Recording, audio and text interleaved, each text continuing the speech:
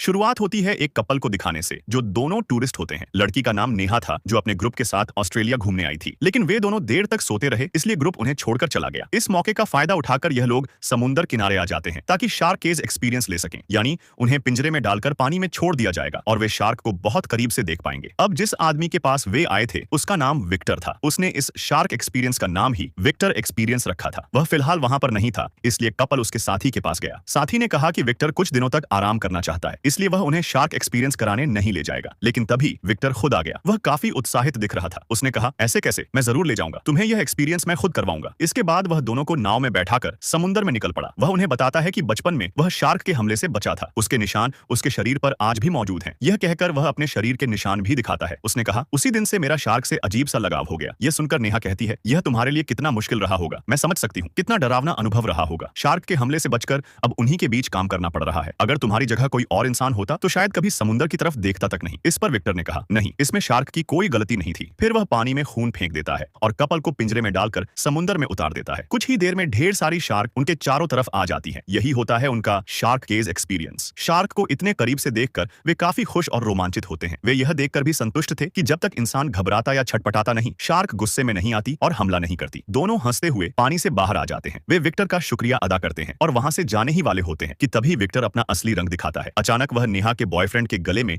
चाकू मारकर उसे पानी में फेंक देता है। यह देखकर नेहा जोर जोर से चिल्लाने लगी, मदद के लिए पुकारने लगी, लेकिन बीच समुद्र में उनकी आवाज सुनने वाला कोई नहीं था। अब विक्टर उसकी तरफ भी शैतानी मुस्कान के साथ देखने लगा। उसके साथ विक्टर ने क्या किया यह फिलहाल नहीं दिखाया जाता और सीन शिफ्ट हो जाता है। अब हम एक अमेरिकी लड़की को देखते हैं जो इस कहानी की मुख्य किरदार है, जिसका नाम रिया होता है। वह समुद्र में सर्फिंग कर रही थी। रिया लहरों पर सर्फबोर्ड से दौड़ती है और फिर सामने वाले गैस स्टेशन पर जाती है। यहाँ उसकी मुलाकात एक लड़के से होती है जो एक एजेंट था। उसकी गाड़ी स्टार्ट नहीं हो रही थी, इसलिए उसे मदद की जरूरत थी। रिया के पास एक बड़ी सी कैंप वैन थी जिसमें वह रहती थी, लेकिन फिर भी वह उसकी मदद करने को तैयार नहीं थी क्योंकि उसे लोगों से दूर रहना पसंद था। मगर जब एजेंट लड़का बार बार जिद करने लगा तो मजबूर होकर रिया उसकी मदद करने को तैयार हो गई। उसने उसे अपनी वैन में बैठा लिया लिफ्ट देने के लिए। रास्ते में दोनों के बीच इतनी बातें हुई कि वे एक दूसरे को पसंद करने लगे। दोस्ती हो गई क्योंकि दोनों को ही सर्फिंग बहुत पसंद थी। वे और समय साथ बिताना चाहते थे, इसीलिए दोनों लड़की के घर के बाहर वैन में ही रुक गए और अच्छा समय साथ गुजारने लगे। लेकिन तभी रिया का दोस्त उन्हें बाहर निकाल देता है। Thanks for watching, like, subscribe and stay connected with Adult सिनेवर्स।